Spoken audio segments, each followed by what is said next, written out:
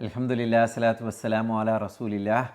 Assalamu alaikum everyone. Assalamu alaikum everyone. Okay, Shanu, we are continuing with the Hajj, verses on Hajj. Allah subhanahu wa ta'ala says in 197 verse in Surah Al-Baqara, A'udhu billahi minash shaitanir rajim, Al-Hajj ashharu ma'lumatun. So Allah subhanahu wa ta'ala says Hajj is on a very well-known month. So in which month of Islamic month we go for Hajj? Dhul Hijjah. Dhul Hijjah, mashallah, very good. So Allah subhanahu wa ta'ala says, when you intend to make Hajj and when you start making Hajj, there are few things which you can't do. You can't have intimacy, you can't cheat people. There are few conditions you need to fulfill. So whoever intends to perform Hajj, you should not have a relationship with his wife, you shouldn't commit sin, you shouldn't dispute unjustly during the Hajj. Hajj time, because it goes on for many days and people will be tested with their patience, especially people with the short-tempered and all that. They get angry, irritable, fall into arguments and all that. So that is why Allah subhanahu wa ta'ala says, when you go for Hajj, take your provisions like food and clothes and all that. But Allah said, take the best provisions you take for Hajj is taqwa. What is taqwa? Sincerity? That is ikhlas. Oh, yeah. What is I taqwa? get mixed up with those. Good consciousness. God consciousness. I always get mixed up with those two. MashaAllah, that's okay, man. That's all good. May Allah make it increase us in knowledge. Rabbi zidna ilma. Say Ameen. Ameen. Ameen ya Rabbil Alameen. Now, so Allah says, have taqwa.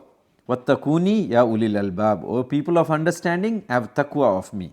Then Allah subhanahu wa ta'ala says, during the Hajj time, especially in those ancient days, Makkah, it used to be a place of trading. People used to take few stuffs there, sell there, buy some products from there, stuff from there and take it to their back home and, sell and make profit and all that. So they do that. They used to do that during the Hajj season as well. Allah says there is no problem with that. Laysa alaykum junah. You can do that. There is no sin on seeking the pleasure of, seeking the bounty of Allah. Fadlum. Tabtaghu fadlan min rabbikum. At the end of the day, all those risk or provisions or your profit in income, business and all that, they are all, it's from Allah subhanahu wa ta'ala. So you can seek those provisions while you are doing Hajj. There is no problem with that. You don't need to feel guilty about it. That's what Allah subhanahu wa ta'ala says. Then Allah says, when you leave Arafah, have you heard about Arafah? I've heard of it, but I can't remember what it was. You heard about it? Yeah, but I used to know it, but I can't remember now. That's okay. I can't remember it. It's part of the Hajj. It's a large plain place in Mecca where you stay one day.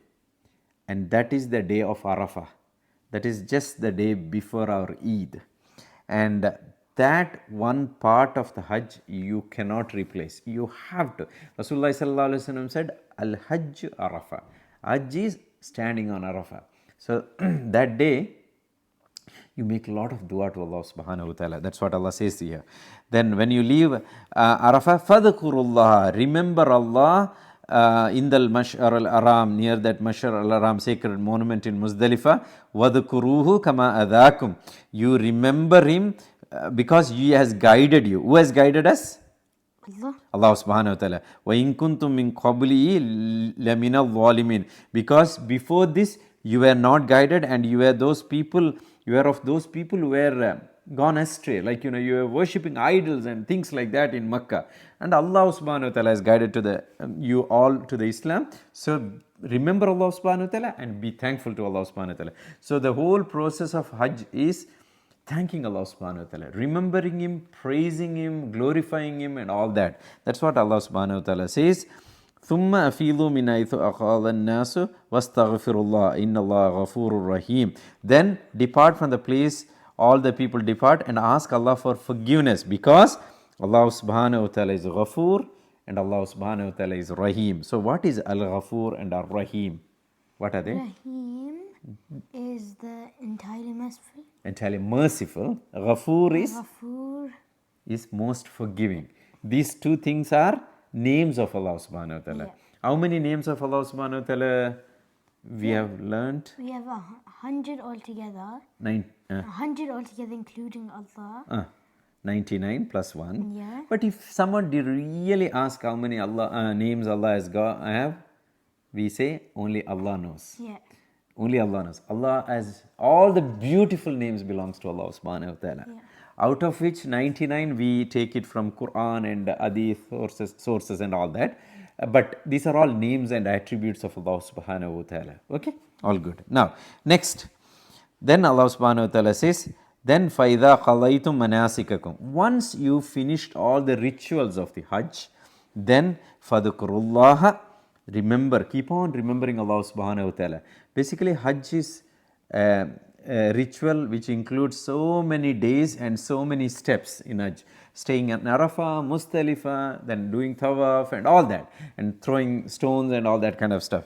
Then Allah subhanahu wa ta'ala said, when you finish all of that, you continue to remember Allah subhanahu wa ta'ala just like how you remember your forefathers, or even more than you remember your forefathers, because Allah subhanahu wa ta'ala said, then distinguishes two groups of people. Allah says, there are some people, when they ask Allah subhanahu wa ta'ala, they ask only for the bounty in this world. Allah says, those people will have nothing in the year after.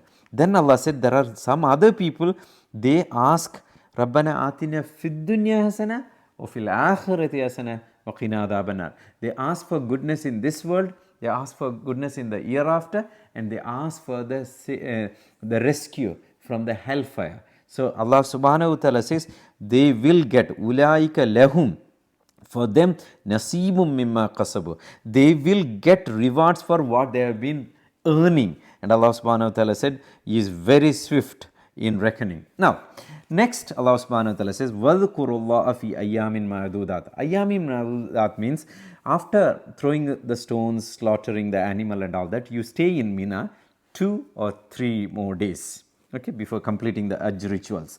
Then Allah subhanahu wa ta'ala says, if you decided to leave Mina just after 2 days without completing the 3 days, there is no problem with that. If you decide to stay in Mina for 3 days, there is no problem with that. Allah subhanahu wa ta'ala says, eventually, فَلَا إِثْمٍ عَلَيْهِ لِمَنِ اتَّقَى وَاتَّقُوا اللَّهَ. Allah says, be conscious of Allah subhanahu wa ta'ala. وَعَلَمُوا. You better know, أَنَّكُمْ إِلَيْهِ تُحْثَرُونَ. Allah subhanahu wa ta'ala says, O people, you all indeed, definitely, you are going to return back, or you will be gathered back to Him. Back to whom? Allah. Back to Allah subhanahu wa ta'ala. So that is the gist of it. Hajj is a reminder for us to go there, sacrifice our time, energy and all that, to remember Allah subhanahu wa ta'ala, to praise Allah subhanahu wa ta'ala, and to become part of those people who Allah says, I love those people. Whom do Allah loves? People who have ihsan, muhsins. Muhsins. May Allah subhanahu wa ta'ala make us of those people who are muhsins. Ameen. Ameen ya Rabbil Alameen wa akhiru da'wana alhamdulillahi Rabbil Alameen. Assalamu alaikum. Assalamu alaikum, everyone. Good.